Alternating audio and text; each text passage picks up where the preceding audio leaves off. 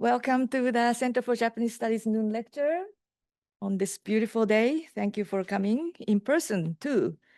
So before we begin, I am to announce what you can look forward to in the near future. So the first thing to say is that next week we will not have a noon lecture. I guess you can hear me, right? Yes, yeah. No noon lecture next week, but in 2 weeks on November 20th on Thursday, we will have a talk by our CJS postdoc fellow, Dr. Felicity Stone Richards, and she will lecture on acknowledgement and moral accountability within Japanese activist spaces. It will take place in Wiser 1010, and it will be live streamed on Zoom, like this one is. In addition, also on the same day at 6:30 p.m., there will be a talk by a dancer, activist, artist named Ayako Kato from Chicago. She will talk on the beauty of ambiguity, hoodoo, and being as it is. It takes place not here, but 1014 Tisch building down that way, with a reception to follow. There's no ticket is needed. She is doing a residency in the School of Dance. And so there will be more information that will follow with a poster in the near future, such as later on this afternoon. For attendees on Zoom webinar, I need to tell you that webcams and microphones have been turned off, but we invite you to use the Q&A function during the lecture to submit questions. Our presenter will try to address as many as possible after their talk. If you would like closed captions, the live transcription feature is enabled on Zoom. The caption settings are in the bottom right corner. Now it is my great privilege to introduce today's speaker, Professor Miriam Kingsberg Kadia. She will be speaking on a talk titled, it's written right there, Japan's Mountain in Nepal, the first ascent of Manaslu and reconciliation with post-war Asia. Professor Kadia is professor of history at the University of Colorado Boulder. She holds her PhD from University of California, Berkeley, where she wrote an amazing dissertation titled The Poppy and the Acacia, Opium and Imperialism in Japanese Dairen and the Guangdong Leased Territory, 1905 to 1945. I'm wondering if this research served as a basis for her prize-winning book. Yes? Yes, yes. Moral Nation, Modern Japan and Narcotics in Global History, which was published by the University of California in 2014. The book won several awards, one of them the University of Colorado Boulder Eugene V. Caden Book Award for Best Faculty Book in History and Arts. And another one, also University of Colorado Boulder, Provost Faculty Achievement Award, Assistant Professor in the Humanities. So congratulations on all these awards. In addition, she has published a book from Stanford University Press, Into the Field, Human Scientists of Transwar Japan. This is a book about the first collective biography of a cohort of people who coalesced among a common and particular understanding of objectivity as the foundation of legitimate knowledge and of field work and so on. So a fascinating book from Stanford University Press. And she has many other books and articles, articles on drugs, narcotics, consumption in Japan. The topics that she deals with are very wide-ranging. So if I may mention a few more, Japanese, Brazilian, dekasegi, these are the people who migrate to work in Japan from Brazil. historical revisionism in comfort women atrocity, about which many of you are familiar, I believe, global archaeology and the making of a post-war nation, methamphetamine and drugs in post-war Japan, drugs and the reconstruction of nation, the scientific study of opium, addiction in Japanese Manchuria, drugs and the politics of consumption in Japan, addict in Japanese imperial and post-imperial fiction, and other titles, drugs and nation, empire Japan, and then more generally social scientists in US occupied Japan, also about Koreans in Japan's empire, opium empire and status, and smoke and so on. So a lot of drugs and smoke and narcotics and things here, at least on paper anyway. Fascinating topics. So today, I should not go on very long. I also want to mention, though, she has been at various different locations in the United States as a sign of honor. She has been at Princeton, at Harvard, in various these very prestigious places where she can do research. She has been invited to do her fascinating research at many places. And so let me not go on any longer. Here is Professor Miriam Kingsberg Kadia.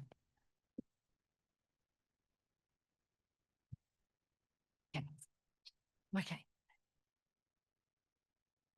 Okay, hi everybody. Well, thank you so much for that very generous introduction. It's going to take me a little time now to stop blushing, I think. It's an honor to be here today and to have my opportunity to share this research with you on the history of Japanese mountaineering. So for the purposes of this talk, I'm going to use the term mountaineering interchangeably with alpinism and climbing in reference to all kind of summit-seeking behavior, although the research that I'm doing has focused less on casual hikers than relatively elite athletes performing at altitude. Whenever I introduce my topic, the first thing people ask is whether I'm a climber myself. I'm going to preempt the Q&A and say no, I'm not, although I do enjoy hiking and skiing. So let me just say a few words about how I came to this research. In 2023, I attended a talk at the American Alpine Club, our national mountaineering association here in the United States, which is located very near my home in Colorado. I happened to sit next to the club librarian, and we were chatting while we waited for the speaker to set up. When I told her I'm a professor of Japanese history, she mentioned that the AAC had received, about 15 years earlier, a donation of several thousand Japanese language materials accumulated by a former president of the Japan Alpine Club, the Nihon Sangakkai. She took me to the basement to see the collection, which was 150 boxes of books, journals, and unpublished documents that had been gathering dust since their arrival. No one on the staff had the time or language skills to unpack and classify them. Of course, I felt my heart beating faster. And since then, I've been working through this collection while also making research trips elsewhere. So histories of mountaineering traditionally tell a tale of heroism, showcasing human daring and accomplishment in the face of natural, physiological, and psychological obstacles.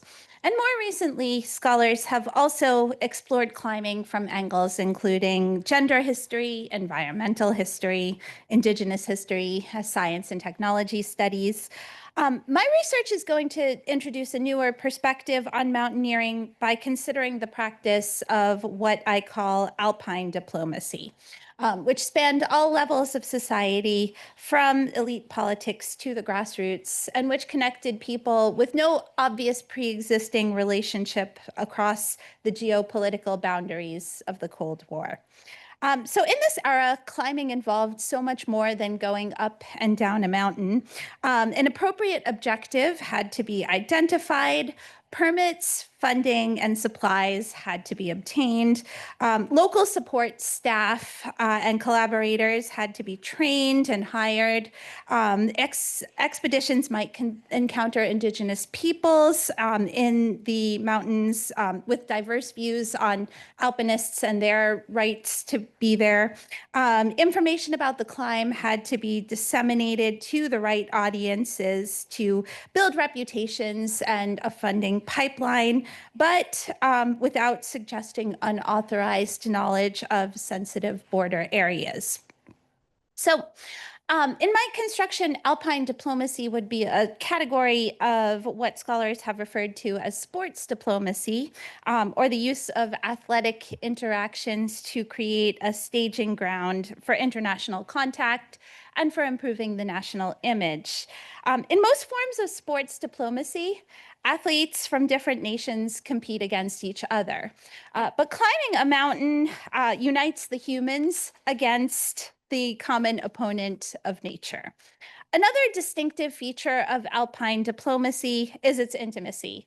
In say, the Olympics or ping pong diplomacy, a very famous case of sports diplomacy, teams were kept largely apart, and planners scripted the majority of their interactions. In alpinism, eating, sleeping, and bathing together is unavoidable. Roped up, the climbers' lives depended on each other. Meanwhile, media sponsors capture their every move. My point is that alpine diplomacy is a uniquely intense form of sports diplomacy, and as such, a very incisive lens on how ordinary people relate to each other across national, linguistic, ideological, and cultural boundaries.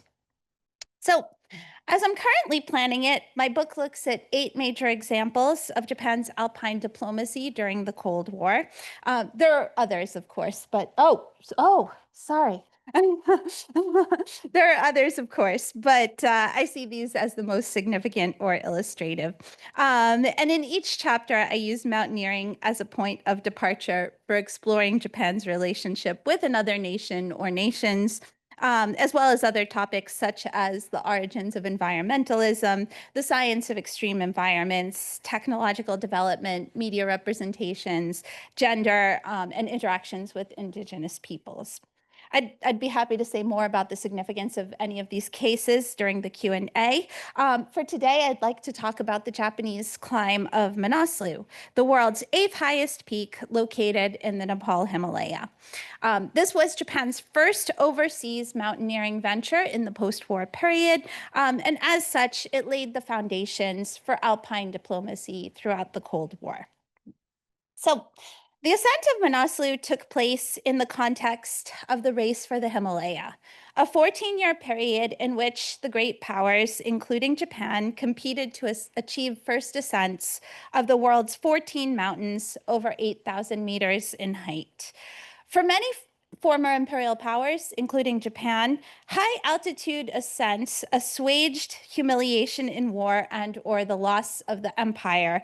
In the words of one scholar, nations learned to settle for feats performed on extreme real estate rather than the real estate itself. Such triumphs were facilitated by historically unprecedented access to Nepal. It was under an isolationist policy until 1950, and it is home to 8 of the peaks. So, as a source of national pride in the immediate aftermath of Japan's defeat in World War II and occupation by the Allies, the Ascent of Manaslu was one of the most heavily reported happenings of its day. The summit was front page news in Japan, but dozens of lesser moments before and after were also covered by the major papers. The climb was a seemingly inexhaustible cultural inspiration, forming the basis of works for children, photo books, memoirs, even a postage stamp. A documentary film entitled Standing on Manaslu, Manaslu Nitatsu, caused a great sensation upon its release. It was screened in elementary and middle schools throughout Japan, as well as theaters, generating profits of over 100 million yen, more than the cost of the entire expedition sequence. Today, Manaslu is little known outside of mountaineering circles, but in the late 1950s, few Japanese people could have been unfamiliar with the peak. So as historians have explored, the series of expeditions to Manaslu in the early 1950s took the form of what's commonly referred to as siege-style mountaineering. So they recreated wartime military dynamics, tactics, equipment, personnel, and representations to overwrite disgrace on the battlefield with victory over Mother Nature. The first man on top, Imanishi Toshio, had fought in Japan's Guangdong army and had lost his wife and children during the war. He embodied the journey from the depths of tragedy to the literal apex of triumph. His summit photo, which you see here, really embodied the visual shorthand for conquest. He holds aloft the Japanese flag, which is a rare display in the post-war period, standing highlighted against the sky, claiming the mountain and the moment for the nation. From 1956 on, Manaslu was referred to as Japan's mountain in Nepal. So like observers of the 1950s, contemporary scholars too have emphasized the ways in which Japan's quote-unquote subjugation of Manaslu carried forward the militarist legacies of the past. In this talk, I want to introduce a different perspective by showing how alpine diplomacy on the peak also sowed the seeds of new peacetime engagements with Asia. To date, the literature on Japan's interactions with the continent after 1945 has focused mainly on relationships with superpowers, so the Soviet Union and the People's Republic of China, and also with former colonies like especially South Korea and Taiwan. Few scholars have addressed relations with Nepal, an economically and diplomatically marginal state lacking robust historical ties with Japan. This seeming insignificance, I would argue, in fact, made Nepal a blank slate and therefore an ideal partner in Japan's early post-war attempts to mend ties with the mainland it had so recently ravaged. So mountaineering functioned in essence as an entry point for Japan into Nepal, and through alpine diplomacy, Japan developed the production of knowledge, the role of the emperor as a constitutional monarch and a goodwill ambassador, and humanitarianism as strategies to restore the national reputation and rebuild ties with the rest of Asia. So let me start with knowledge production. Modern mountaineering, from its origins in the 18th century, was at its essence an exploration of human and environmental extremes. By the late 19th century, climbers on expeditions to remote ranges tended to partner with or double as scientists or social scientists in the field. Similarly, Meiji and Taisho era Japanese scholars built a cutting-edge research establishment in which climbers played a major role. Prowess in knowledge production and alpinism displayed Japan's ability to meet Western standards for the coveted status of a great power. So in the years leading up to World War II, the Japanese state and military funded most research, drawing climber scholars into complicity with Japanese fascism and imperialism. Here you see Professor Imanishi Kinji of Kyoto Imperial University, who led 3 expeditions to the Great Shingan Mountains on the sensitive border between Mokyo, the Japanese puppet state, and Inner Mongolia, and the Soviet Union in the late 1930s and early 1940s. Team members included Imanishi Toshio, the summiteer of Manaslu, not related to Imanishi Kinji. He was then a student at Kyoto Imperial University and made first ascents in the range while collecting geographic and ethnological intelligence to facilitate the defense and administration of Mokyo. Repatriated to Japan in 1946, Imanishi Kinji distanced himself from his collaboration with the wartime regime and restored his reputation in part by rebuilding the national mountaineering culture. At the University of Kyoto, which was the new name for Kyoto Imperial University, he and Professor Kihara Hitoshi revived the pre-war Academic Alpine Club of Kyoto, the Kyoto Daigaku Gakushi Sangakkai, which is usually abbreviated AACK. Shortly before the end of the Allied occupation, Kihara, an agronomist, received an invitation to attend the 1952 International Science Congress in Calcutta. He hoped to take advantage of his trip to the Indian subcontinent to negotiate with the Nepali government for a climbing permit for Manaslu. Fellow AACK member Nishibori Eizaburo, the brother-in-law of Imanishi Kinji and himself a chemical engineer, hastily arranged a visit to the Indian Science Council as a pretext for accompanying Kihara. Weeks later, the pair returned to Japan with permits for a small advance party to travel to Manaslu in 1952 to scout a potential route, and for a large climbing expedition to follow in 1953. Amid the general poverty of the early post-war years, overseas expeditions were prohibitively expensive for private citizens and the government. The AAC accordingly turned to the media for sponsorship. In the 1930s and early 1940s, major national newspapers had frequently contributed to research ventures in distant corners of the empire in exchange for exclusive reporting rights. So Imanishi's work on Mokyo, which I just discussed, received extensive support of this kind. After 1945, newspapers continued this practice in part to overcome their wartime image as lowbrow propaganda vehicles and to reestablish their reputation for objective and trustworthy journalism. Two leading newspapers, the Asahi Shimbun and the Mainichi Shimbun, competed hotly for reporting rights on Manaslu, with the latter's bid ultimately prevailing. So with his pre-war record of leading academic alpine parties, Imanishi Kinji was an obvious candidate to direct the 1952 exploratory expedition. The near complete absence of information about Manaslu underlined the importance of knowledge production. Seeking sources in Kathmandu, Nishibori found only a few geography teachers who'd even heard of the mountain. Available maps were decades old. A report by a British explorer who had scouted Manaslu in 1950. The British were also potentially interested in trying to add that peak to their bag. That was the only recent publication on the peak. Imanishi Kinji was undaunted.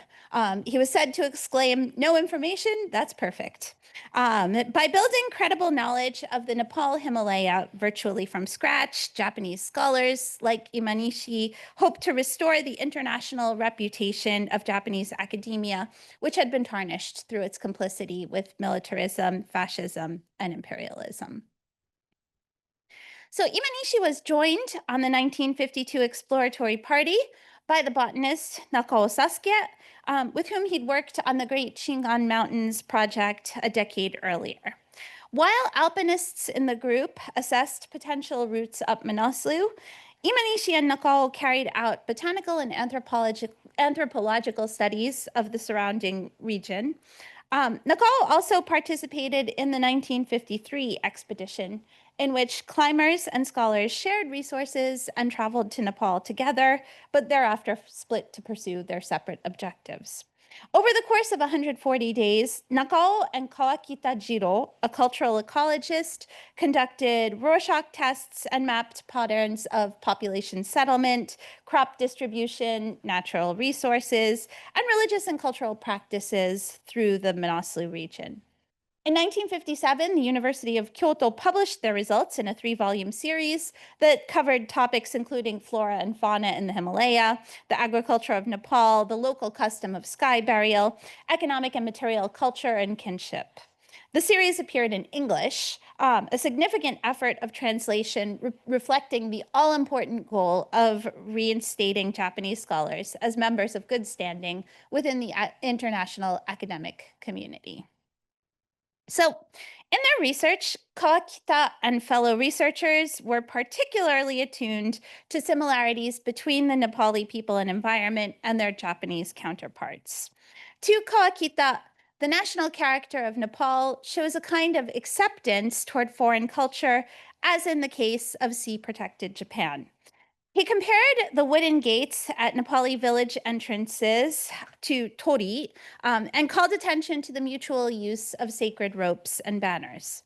Nakal reported, in the Himalaya, there are many species closely related with the Japanese species. Botanically, the temperate and warm temperate zones of the Himalaya belong to the Sino-Japanese region.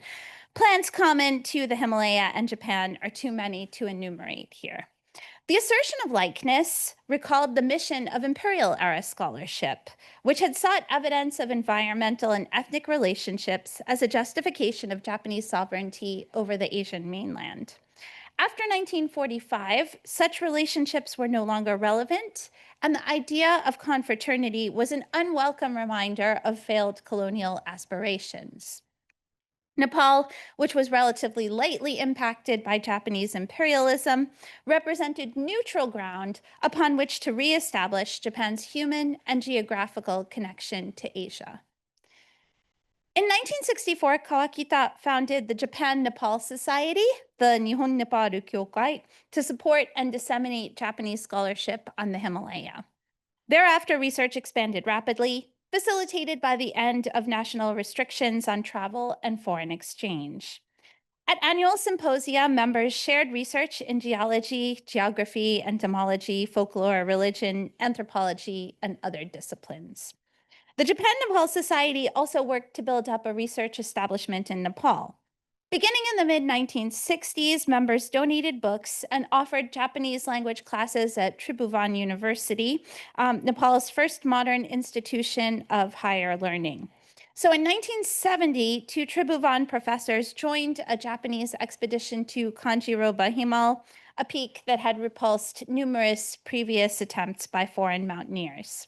In addition to achieving a first summit, the group produced studies of economic geography and lifestyles in the region.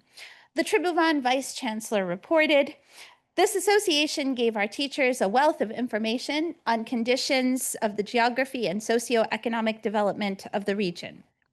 It also gave them valuable experience of the great qualities of leadership, team spirit, and endurance." Success on Kanjiroba Himal laid the groundwork for numerous subsequent bilateral expeditions, supporting Nepal's academic establishment and tradition of self-study in partnership with Japanese scientists and social scientists. So just to sum up, in the early 20th century, Japanese mountaineering ventures were associated with the production of intelligence on behalf of Japanese expansionism, imperial administration, and emperor-centered nationalism. Beginning in 1952, the Manaslu expeditions reframed knowledge production as a positive, peaceful contribution to Asia and the world. Building a field of research around Nepal, Japanese scholars worked to restore their intellectual credentials in the post-war period. So I'd next like to discuss the importance of the Manaslu expeditions in developing a new role for the Japanese emperor as a symbol of peaceful diplomacy. In the early post-war years, Japan and Nepal were two of the last remaining monarchies in Asia. The origins of the Japanese imperial house were said to date back about 2,600 years before the earliest written texts. For most of Japan's history, the emperor did not rule directly, but rather functioned as a symbol of legitimacy for others who governed on his behalf. In the 19th century, a group of oligarchs seized power in his name, formalizing his position above the law as a divine being within the Shinto pantheon. Similarly, the Nepali monarch was traditionally revered as the reincarnation of a Hindu deity, while beginning in the mid-19th century, real power was exercised by the Rana family. So in 1899, during Nepal's isolationist years, Buddhist monk Kaguchi Ekkai became the first known Japanese visitor to the country, presenting the king with a gift of scriptures. Great Britain, acting as a semi-colonial power in Nepal, rejected Japan's attempt to establish diplomatic relationships with the kingdom on the eve of World War II. When Japan invaded South and Southeast Asia, it confronted Nepali soldiers fighting alongside British troops. About 10,000 were killed, an additional 15,000 were injured or taken prisoner, and the Japanese military instituted a deliberate policy of ill treatment of the Nepalese in retribution for its own losses. After 1945, the Showa Emperor Hirohito narrowly escaped prosecution as a war criminal at the hands of the occupation. Prioritizing Japan's reconstruction as a Cold War ally over accountability and justice, the United States largely exonerated Hirohito as a victim of malignant advisors. Much of the Japanese public appeared to accept this narrative, and the emperor's culpability was never formally addressed. Japan's 1946 constitution, authored principally by American legal scholars, reframed the imperial house as a symbol of Japan's unity and permanence. In this capacity, Hirohito embarked upon a transformation into a patron of civil society and a goodwill ambassador abroad. The Manaslu expeditions were pivotal in enacting this new identity. During the 1950s, the memory of imperialism and its associated sufferings rendered Japanese leaders and citizens unwelcome in much of Asia. Nepal was an exception. Despite the abuse of its soldiers, one Nepali scholar observes that there was no post-war ill feeling against the Japanese among the Nepalese. In February 1951, King Tribhuvan wrested power from the Rana family. Granting Japan's petition for a climbing permit for Manaslu was one of his first acts as a ruler. By opening Nepal to Japanese mountaineers, the king identified their objective with the legitimacy of his own rule. The personal secretary of Tribhuvan's son, Crown Prince Mahendra, worked closely with the 1952 exploratory party. When the full expedition arrived in Kathmandu in March 1953, the secretary whisked the climbers from the airport to the palace to call upon Tribhuvan. The team leader recalled that the king and his advisors, quote, received me cordially and graciously offered their kind cooperation to our expedition, for which I expressed my sincere gratitude. As a gesture of welcome, the palace reception room was decorated with cherry blossoms. The summit of Manaslu in 1956 almost replicated the famously felicitous timing of the first ascent of Everest, which was achieved by a British party and announced to the public on the morning of the coronation of Queen Elizabeth II. As the Manaslu climbers struggled upwards, Tribhuvan's heir Mahendra was invested as sovereign before an international audience, including the Japanese ambassador to India. Amid the celebrations, Japan and Nepal began negotiations for opening formal diplomatic relations. 1 week later, reports of the team's success reached the capital. Mahendra cannily associated himself with the triumph, hosting a reception for the climbers and showering them with royal awards. Maki Yuko, the expedition leader, offered the king a rock from the summit, and Japan's, quote, most profound gratitude for the goodwill and assistance extended to us during the 5 years of climbing Manaslu. Like Mahendra, Hirohito used the Manaslu expeditions to boost the image of the Japanese monarchy. The triumph helped to establish a new role for the emperor as a patron of civil society. In the 1920s, Maki had served as Hirohito's ski companion and aide de camp. At base camp on Manaslu, he organized a celebration of the emperor's April 29th birthday, with team members hoisting the rising sun flag and bowing in the direction of Japan. Following their success, Hirohito hosted 9 climbers and 2 receptions, listening attentively to their descriptions of the ascent. In September 1956, the Sherpa Gyaltsen Norbu, who had reached the top along with Imanishi, was flown to Japan to receive the Order of the Rising Sun, an imperial decoration established by the Meiji Emperor in 1875. The association of the Japanese and Nepali monarchies with Manaslu formed channels of contact that endured long past that success. Less than 4 months after achieving the summit in September 1956, Japan and Nepal established diplomatic relations. At the time, Nepal maintained formal ties with only 6 other states: India, the People's Republic of China, Great Britain, the United States, France, and the Soviet Union. Identification with this group of powerful nations bolstered Japan's pride and staked a claim to leadership of the developing world. Nepal, for its part, was hoping through the relationship to reduce its dependence on its imposing neighbors.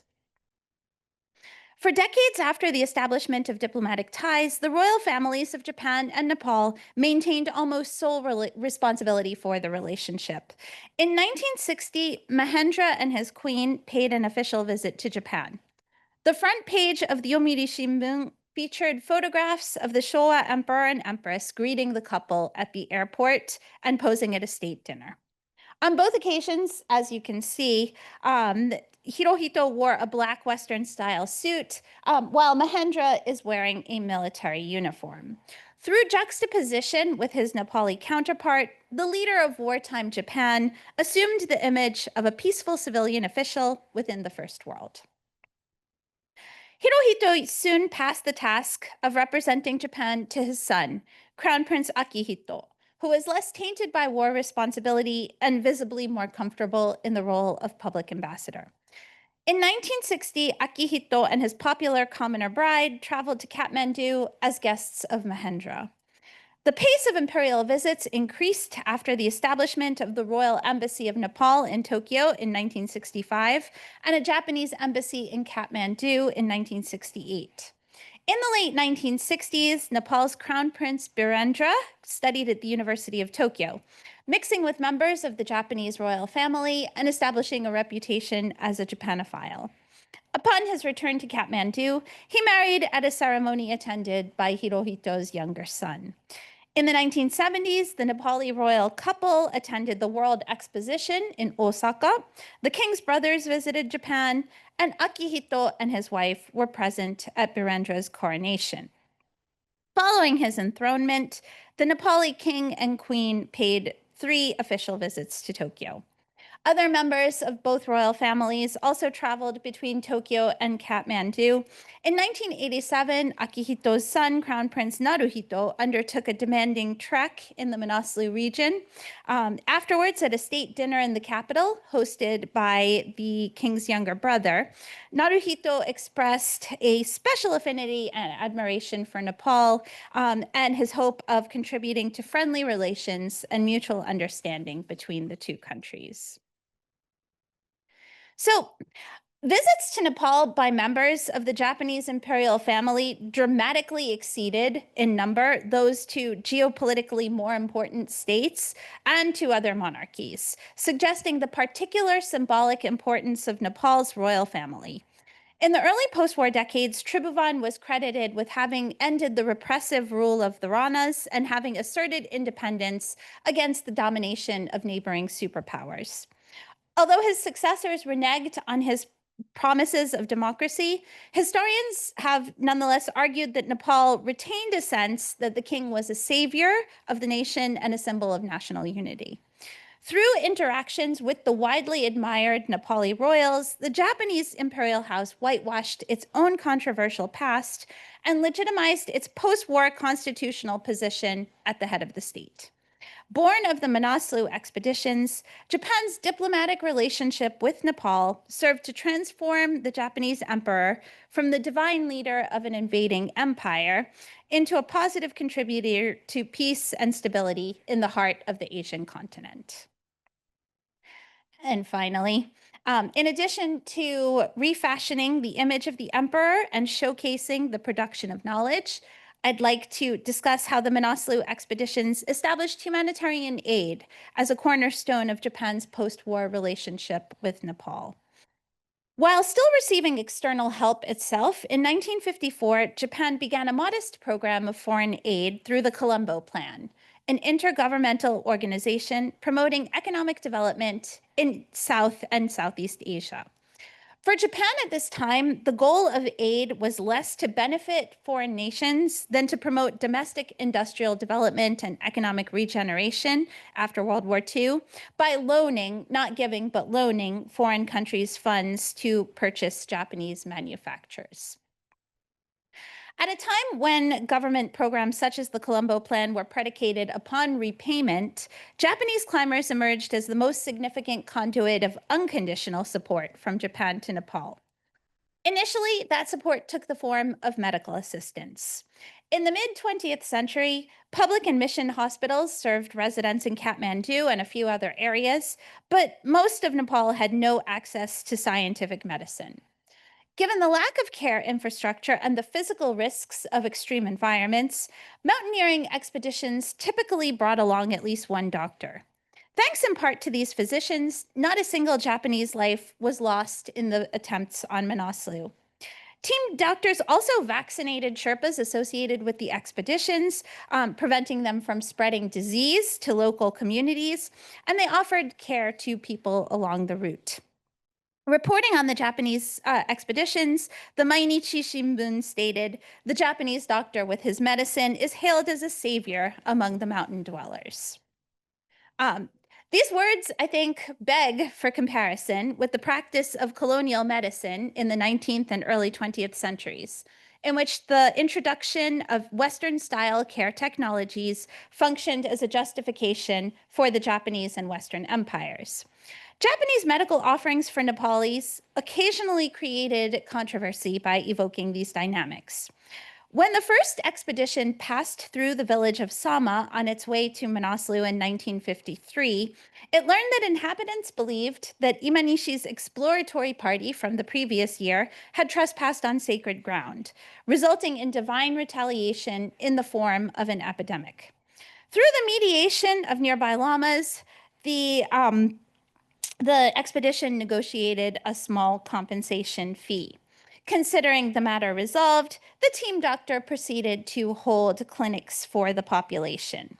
The next year, however, as the climbers approached Sama, they received word that hundreds of residents armed with rocks, hoes, and machetes had assembled to block their passage. An elderly lama told the climbers that they had again displeased the gods and had retaliated with even greater calamities, including a lethal avalanche, a drought, and smallpox. The climbers protested that they weren't responsible. Disease had been endemic in the village prior to their arrival, and they'd actually tried to treat its victims. Nonetheless, local leaders threatened to kill the alpinists if they attempted to pass. The despairing Japanese mountaineers, quote, could not understand the attitude of the natives, who in their view had stubbornly refused to recognize and appreciate past efforts to help them. Like their forebears of the imperial age, they expected the local population to respond to their efforts with appreciation and access. Taking for granted the value of scientific medicine, they failed to communicate its contributions to those who did not.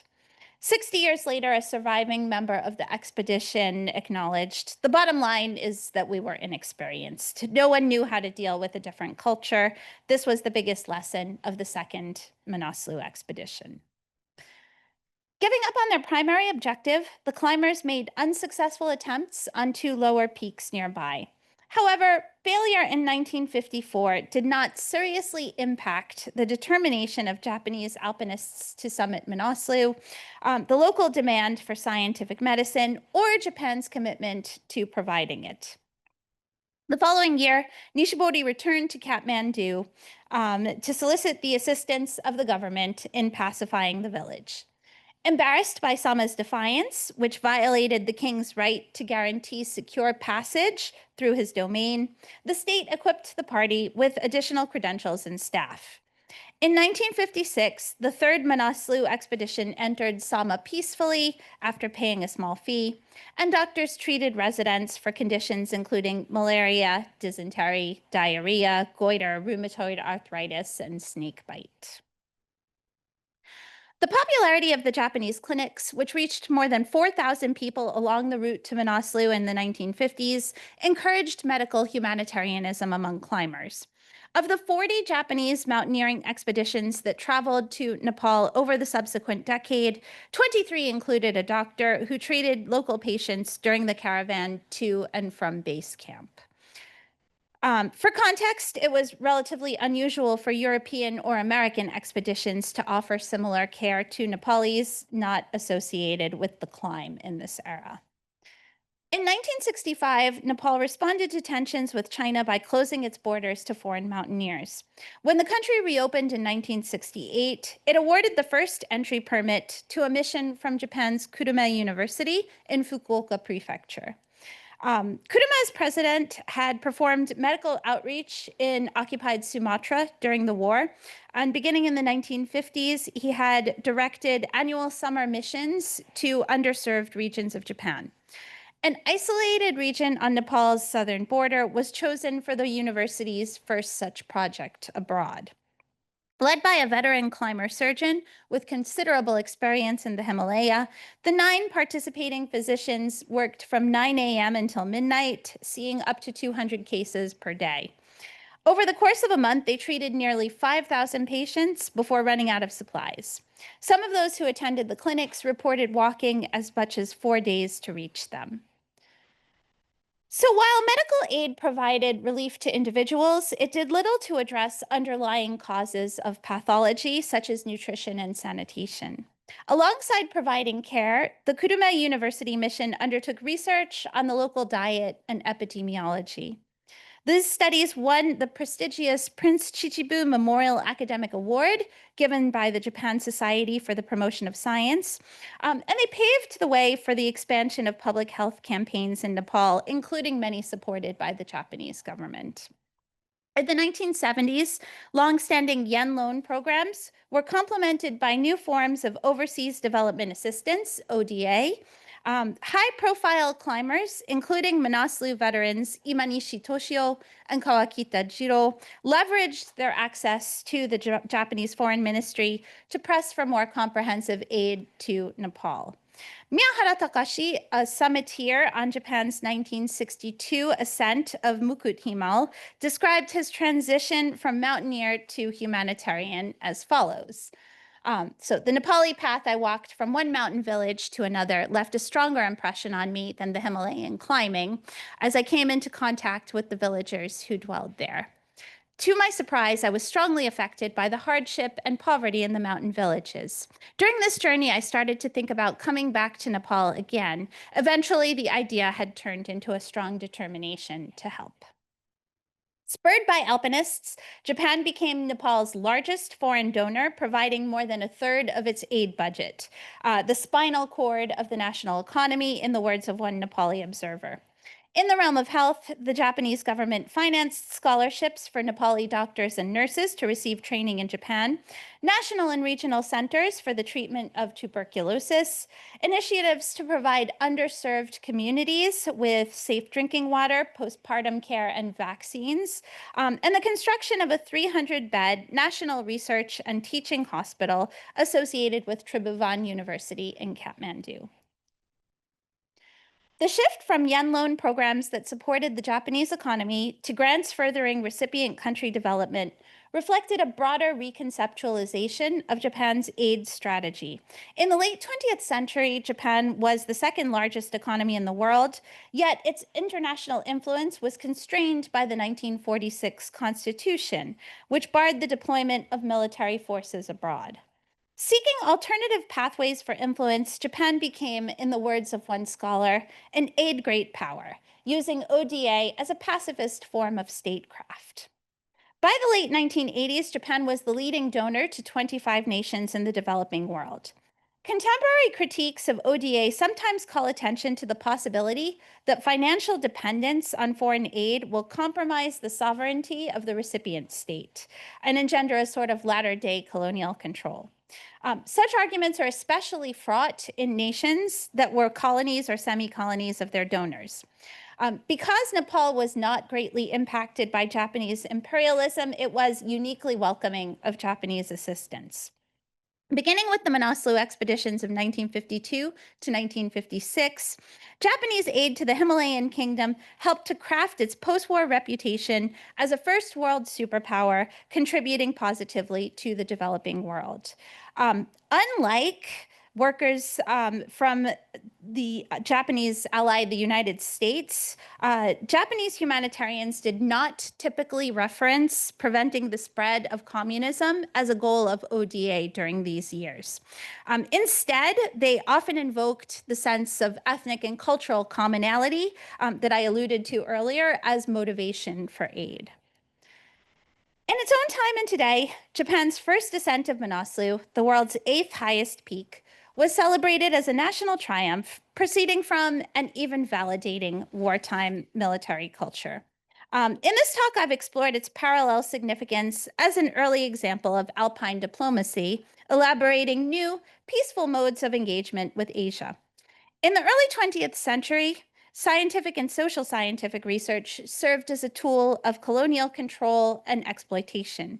Through the Manaslu expeditions, knowledge production in the post-war period became identified with Japan's contribution to mutual understanding and stability in Asia.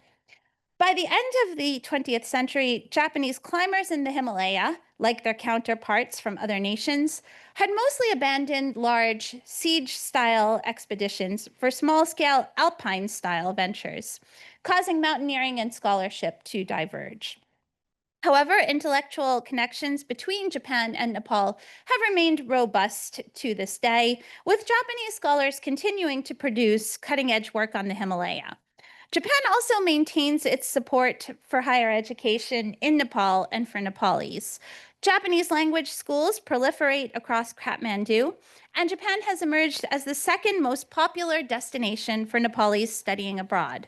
Today, more than 87,000 Nepalese reside in Japan, forming the nation's seventh largest foreign community.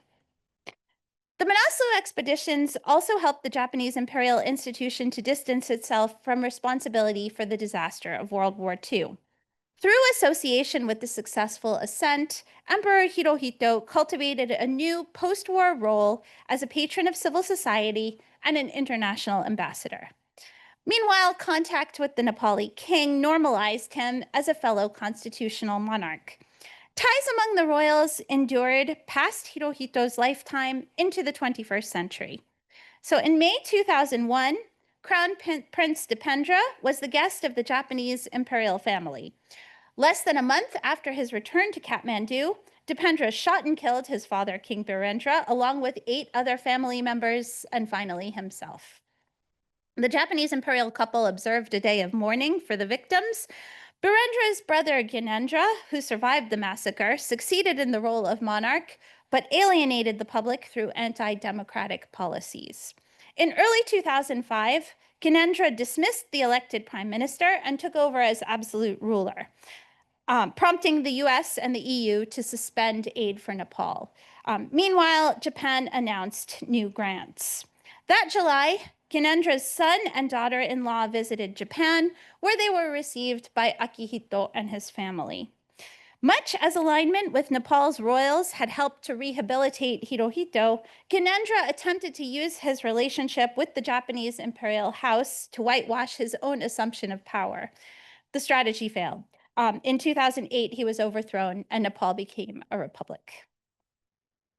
In addition to recasting the image and role of the royal family, the Manaslu expeditions also introduced new forms of humanitarian aid. At a time when the Japanese government insisted on repayment of yen loans to developing nations, climbing parties offered unconditional assistance in the form of scientific medicine to local people. In part through the mediation of mountaineers, Japan became Nepal's largest donor of foreign aid. In the 1990s, Japan emerged as the world leader in ODA more generally. Economic recession thereafter eroded humanitarian commitments to many developing nations, but Japan has maintained its status as the most generous provider of assistance to Nepal to this day. Not coincidentally, Japanese mountaineers have received preferential access to the Himalaya and have made more first ascents in Nepal than any other foreign national group. So, throughout the 20th century, historians, climbers, and armchair mountaineers, like myself, characterized Japan's first ascent of Manaslu as redemption for the military defeat the country suffered in World War II. However, recent discussions have begun to emphasize more Pacific elements of the expeditions. In 2016, an article entitled Rethinking Japan's Mountain Manaslu, published in the Japan Alpine Club journal Sangaku, celebrated the 60th anniversary of the summit. The author called attention to a small cigarette tin buried at the top by Kato Kiichiro, a former Japanese soldier and a member of the second summit team.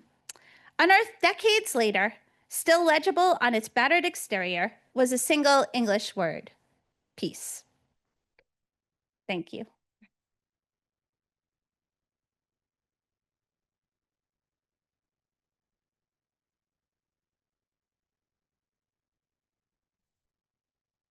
Should I stay here or? Okay. Questions? Yes, let's see. So I see two hands. So let's start there and then we'll go to you. Okay? Yes, so just a second. Go ahead. Thank you for the really wonderful talk.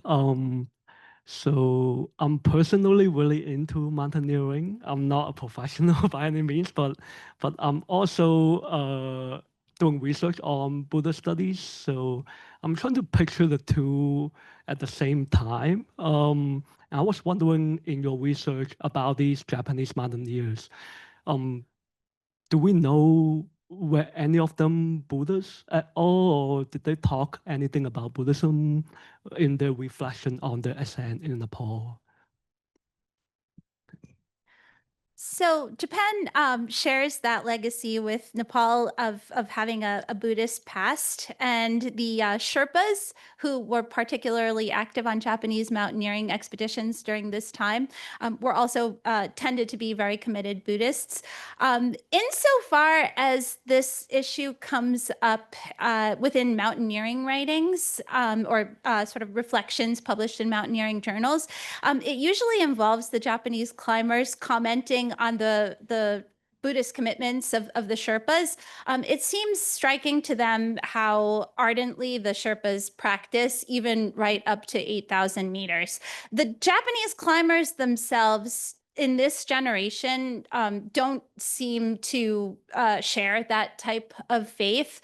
By the 1970s, though, I think there are sort of more popular new perspectives on the mountain. Rather than this kind of oppositional culture, the mountain as the foe, the mountain as sort of the challenge to be overcome or subjugated, the sort of mentality that this expedition brings. There's sort of a more embracing understanding of nature as being a friend and sort of a sympathetic partner. And that sort of reawakens a more spiritual tendency within many Japanese climbers in the 1970s. And it's not just in Japan, actually. Buddhism starts to become popular among Western climbers in this era as well. Sort of because it has this perspective on nature that was resonant during that time. Thank you. Thank you. Yeah, next. And then after that, Minnie? Yes. Oh, thank you for a wonderful talk. This is a really kind of a fresh air to look at the post-war period. So I really love this kind of topics. I just have a detail that may not be of consequence to your argument, but you said earlier that Nepal was an isolated monarchy, or a relatively rare one. But in the 1950s, there were more monarchies in South Asia and Southeast Asia than today. So Pakistan was a dominion, and Ceylon was a dominion. We have Bhutan, of course. In Southeast Asia, we had Thailand and Malaysia that still exist, and Brunei, but also Cambodia and Laos, and arguably South Vietnam. So maybe they weren't that embattled after all in terms of form of state. But maybe that's not kind of. Oh, no, that's absolutely true. But it's also the case that Japan had invaded so many of these places during World War II that the monarchs, say in Cambodia, Laos, Vietnam, Thailand, were relatively unwilling to work with or host the Japanese imperial family in the same way the Nepalese were.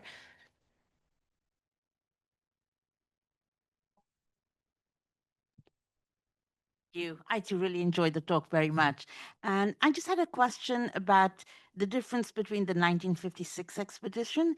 I'm more familiar with the first women's expedition in 1970, and that was a big deal because I think it was the first time women had gone over 800 meters, 8,000 meters.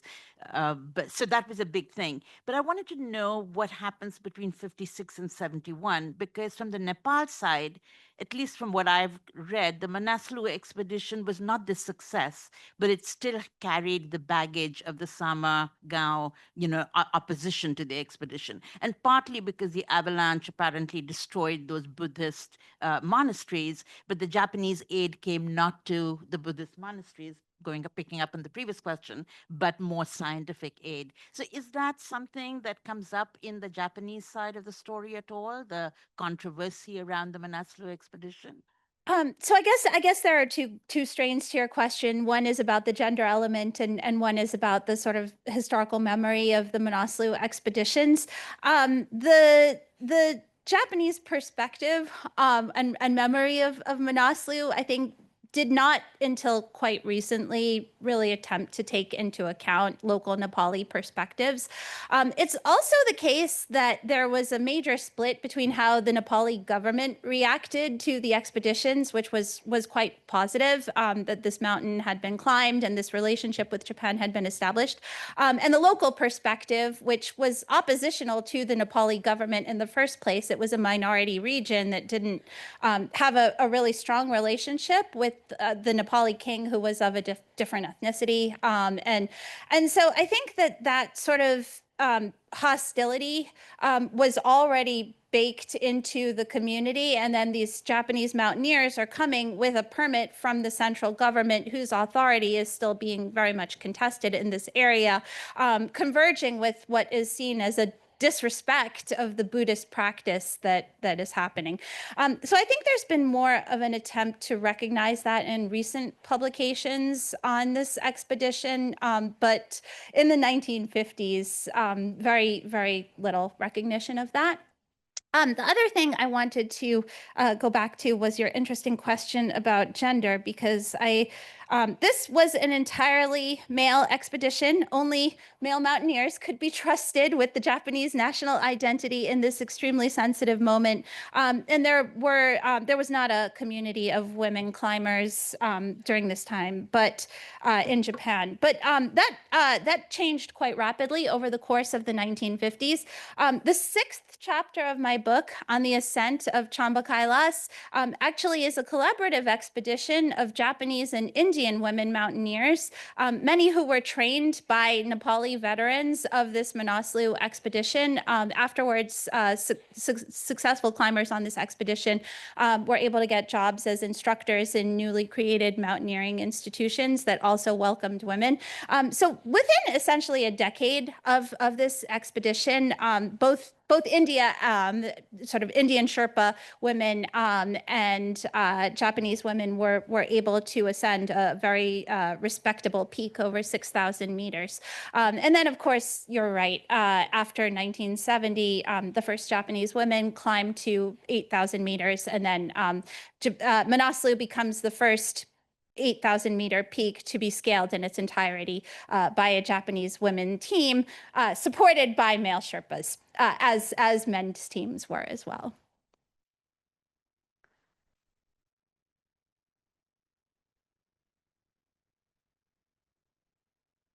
Thank you for this fascinating talk. I think I have two questions.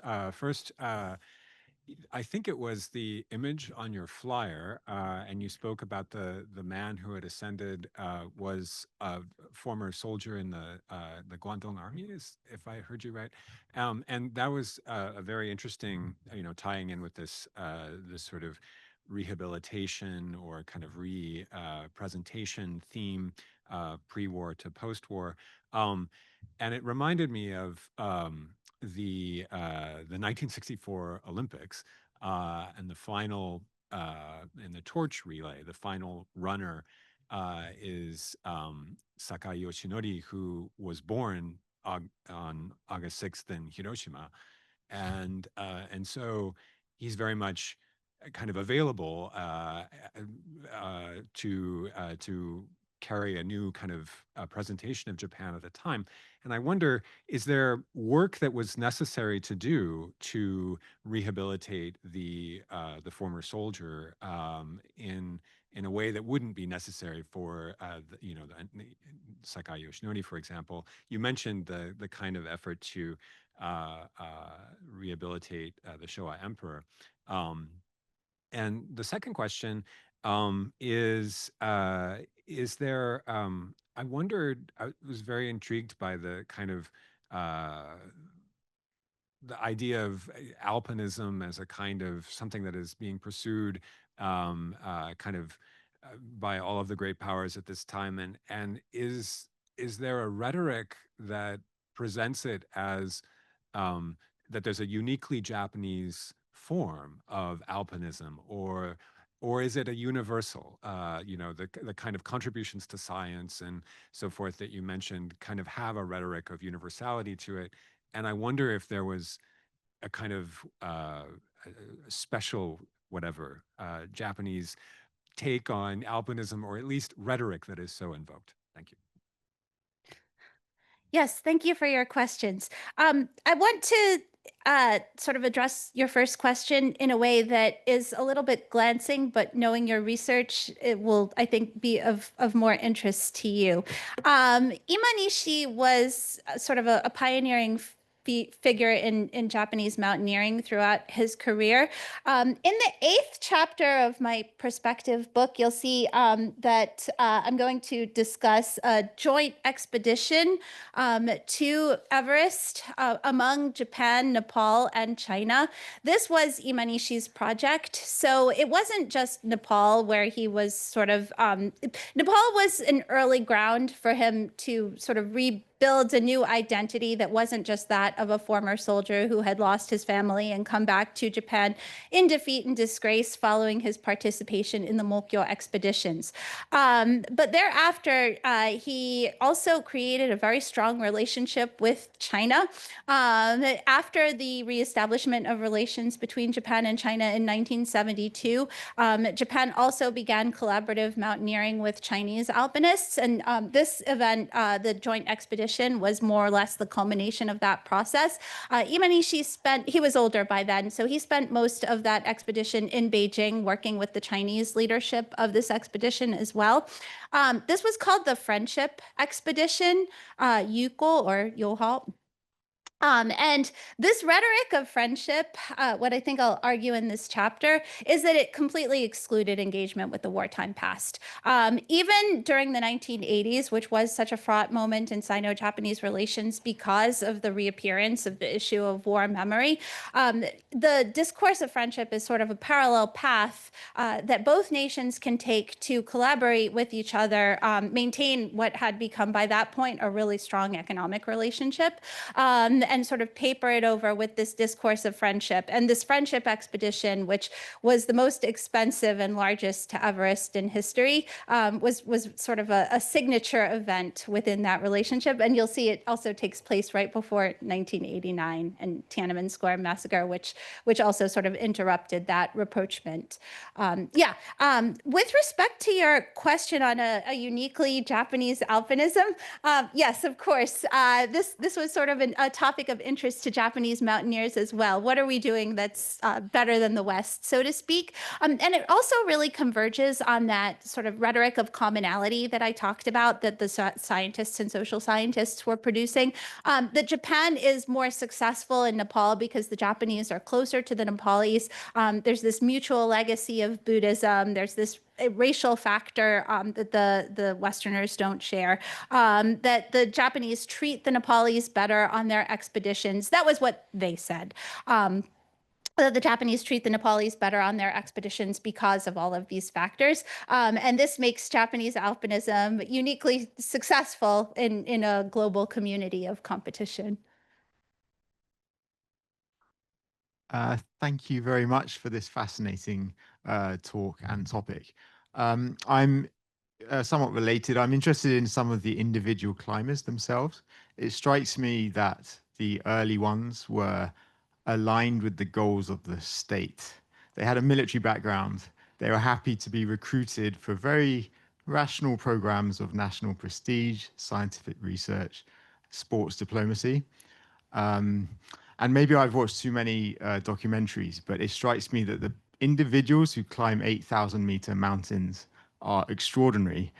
Not just that they are very skilled and experienced, but also that there's something deeply irrational about the activity, because there's certain variables that you cannot predict. You cannot reduce the risk of a Sirac collapsing on you.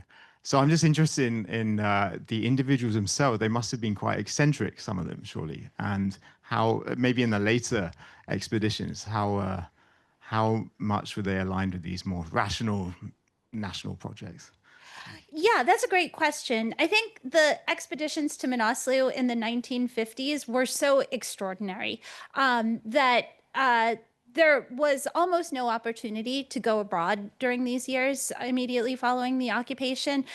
Japan had very little foreign exchange at its disposal, and that was also part of why the merger with scholarship was so tight. The nation could afford to be extremely selective about who it sent. And so these individuals who participated were all vetted very carefully for their commitment to the nation and to representing Manaslu as a triumph for Japan. That, of course, breaks down when the availability of Himalayan climbing becomes more democratized, and there are more people who are able to do it without the involvement of the state. It's also the case that in the 1970s, there's a more global transformation of alpinism from this sort of state-aligned activity to sort of the pursuit of one's own individual goals and individual satisfaction, finding oneself in the mountains. That's only a first world thing, though. Within the Soviet mountaineering establishment, the Chinese mountaineering establishment, climbers continue to produce this rhetoric of serving the state, of reaching the pinnacle for the triumph of the nation, representing it that way. That again, sort of just referring to the last chapter of the book, that comes through very clearly on this expedition to Everest in 1988, where the Japanese climbers are essentially volunteers who are paying to participate themselves. They're there for fun. They want to meet the Chinese table tennis champion. They're interested in encountering some Nepali women. The Nepali climbers are being paid. For them, this is a job. And so they are viewing this expedition as work. And the Chinese climbers are there for the nation. They have been instructed that they cannot give up without losing face. They've had access to the fewest resources at this point. They're the least skilled, but they're pushed past their breaking point just to make sure that China doesn't underperform on this really high profile expedition.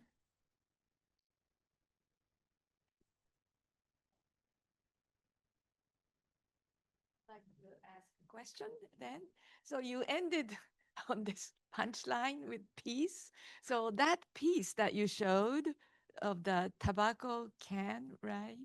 Yeah, that is peace, meaning, I mean, that's the name of the cigarette. Yeah, it's a brand name. Not as though they painted it. No. So many people were smoking peace, right? So it's not unique to the mountain. Although, I mean, of course, it's really wonderful to show it here, but it's a brand. This was a really popular brand. Yes.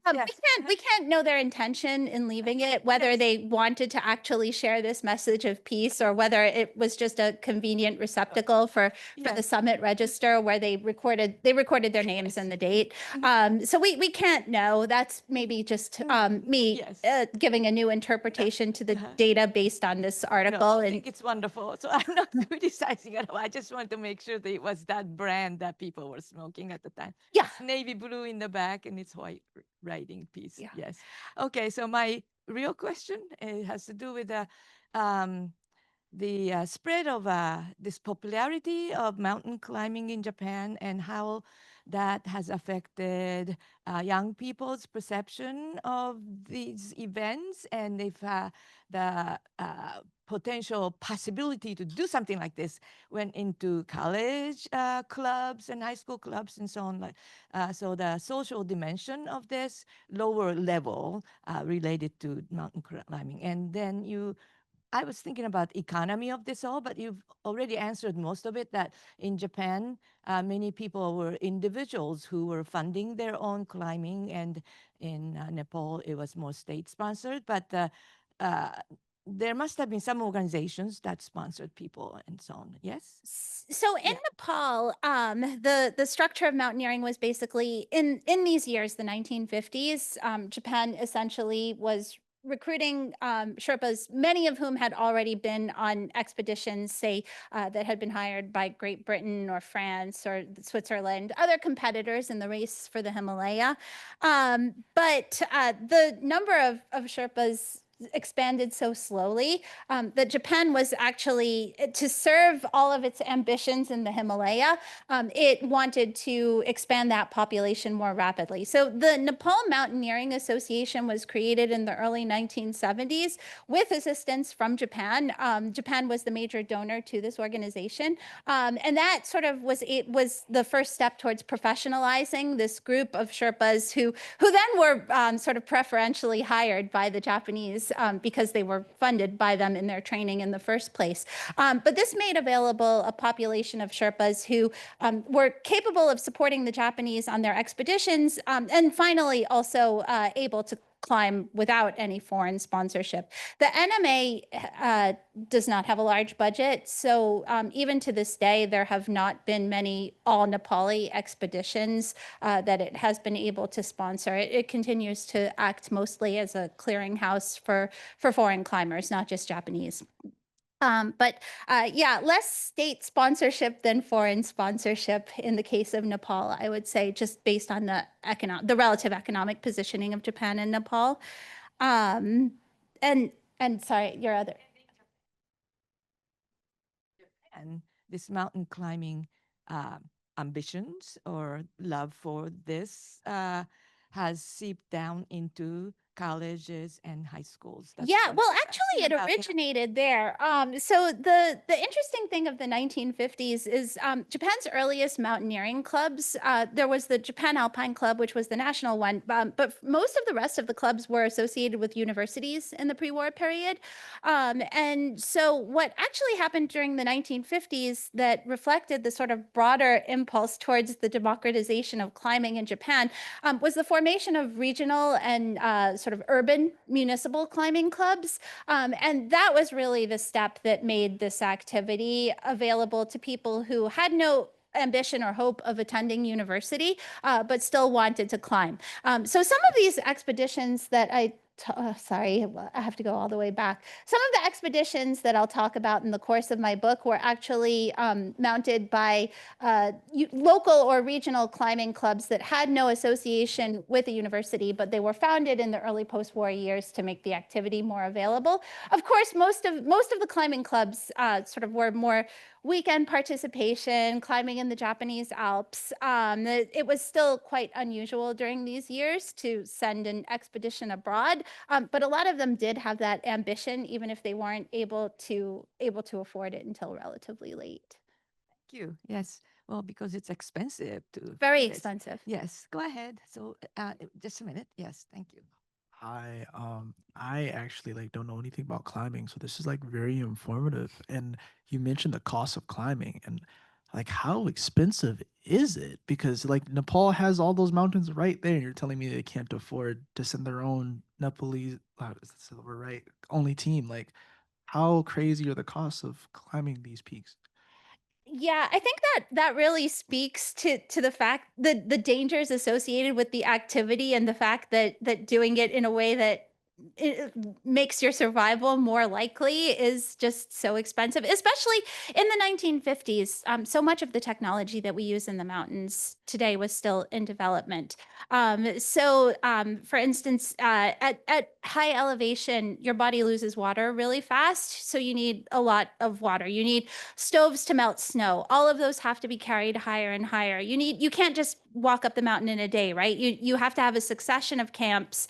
Each of those camps need to be supplied. There's nothing in the area that you're going to buy locally, so you have to bring it all with you. It has to be shipped from Japan to Calcutta, carried overland to Kathmandu, and then placed on the backs of porters who are walking in bare feet along roads that don't really exist.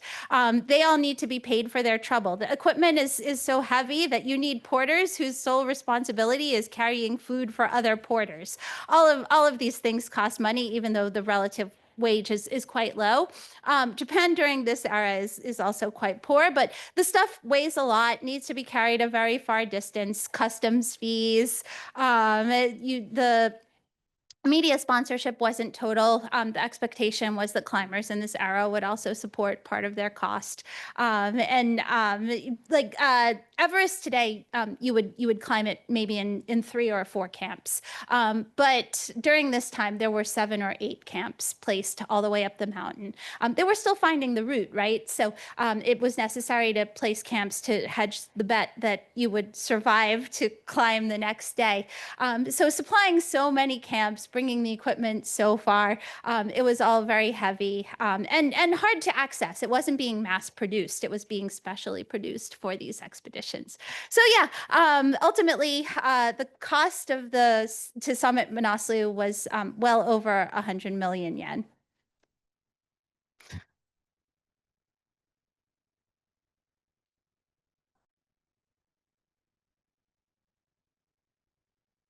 I was wondering about the relationship between the Sherpas and the climbers, because you mentioned how there was like the intimacy of climbing, but also I was wondering if there was like a class or cultural hierarchy within the relationships, and did it change like when it went from being state sponsored to people sponsoring themselves? Yeah, that's a great question. Thank you. In general, until the high camps, until the team got relatively far up the mountain, the Sherpas and the Japanese didn't tend to occupy the same tents. Often they would also not eat the same food. That was not necessarily discrimination, but was just sort of a cultural preference. They ate rice. They both ate rice, but sort of wanted to flavor it differently, that kind of thing. Over time, we do see that relationship evolve into a more equal one. I'll go back to this slide here of Gyaltsen Norbu. He was a really important figure in this transformation. Here he is. He was a really important figure in this transformation. He was really Japan's first Nepali superstar. He reached the top along with Imanishi, and in fact, his summit photo is more famous than Imanishi's summit photo. So he was sort of an equal climber in that way, and he became a superstar in Japan following the successful ascent. He was killed on another Japanese expedition in 1961. That was also the time of Japan's first fatalities in the Himalaya. But he sort of is credited with paving the way towards the idea that Japanese and Nepali climbers could be equal on these Japanese expeditions. That, of course, takes some time, and professionalization helps. Once the Nepal Mountaineering Association sort of has some negotiating power, it's able to say require expeditions to provide Nepali participants with goods and with equal gear to Japanese participants. And Nepalis are sort of regarded at this point as equally capable as Japanese alpinists. Okay, well, thank you so very much for this wonderful talk, and thank you all for coming. Do you have any last word? Thank you all so much for taking the time to be here. I know it's the middle of the day and the middle of the semester, and I really appreciate it. Okay, well, thank you all for coming. Let's give her a last